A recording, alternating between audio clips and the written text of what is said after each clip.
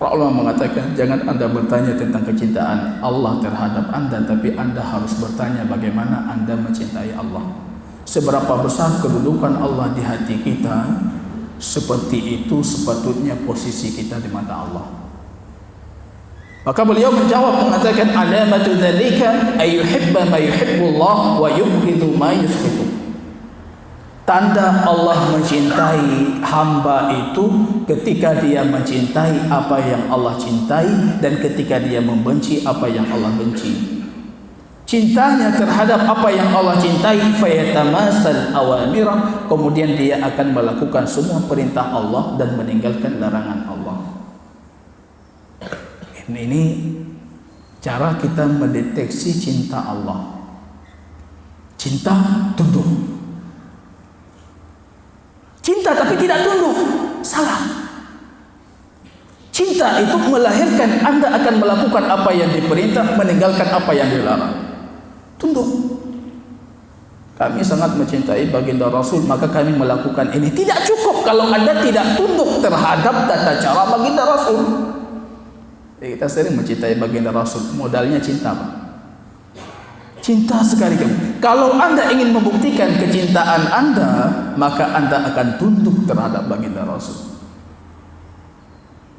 Saya sering mengatakan tunduk itu dalam ibadah 6 hal dia. Yang pertama, kita harus tunduk tata cara ibadah kita itu dari sisi adat jumlah. Rasul salat subuh 2 rakaat, Anda tambah 1 rakaat, Anda tidak tunduk. Walaupun Anda akan beralasan, saya mencintai baginda Rasul, saya suka salat subuh maka saya tambah. Anda tidak tunduk. Adat, tempat. Kalau ibadah dikhususkan tempatnya, Anda harus mengikuti tempatnya sesuai dengan petunjuk baginda Rasul. Wukuf di Arafah, di tanah Arafah, tidak bisa di Masjid Namirah.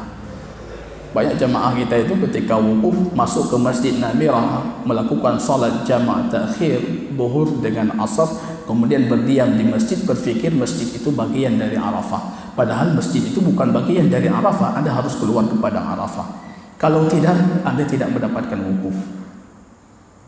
Waktu, dan waktu pun harus kita tunduk. Lihat waktunya, Rasul melakukan kapan? Anda melakukan kapan? Saya sering memberikan contoh ibu-ibu kita di rumah, karena merasa kekhusyukan salat Isya didapatkan di akhir penghujung malam. Salatnya jam 3, salatnya jam 4, dilanjutkan dengan salat tahajud dengan qiyamul lail, padahal waktu salat Isya itu ila nisfil lail, ila ghadaqi syams, sampai pertengahan malam. Lewat enggak dapat lagi. Saya lebih khusyuk, enggak dapat. Khusyuk itu dari syaitan. Karena Anda salat di luar waktu. Waktu, jenisnya harus ikuti jenisnya, harus sama dengan jenis baginda Rasul. Berkurban baginda Rasul dengan kambing, berkurban dengan unta, berkurban dengan lembu. Tiba-tiba Anda berkurban dengan kuda, tidak diterima karena jenisnya tidak sama. Dan yang terakhir itu sebabnya. Sebabnya, kenapa baginda Rasul beribadah ini? Karena sebabnya ini. Kalau Anda melakukan ibadah sebabnya berbeda dan tidak tunduk terhadap sebab yang disebutkan oleh baginda Rasul, itu bukan ibadah.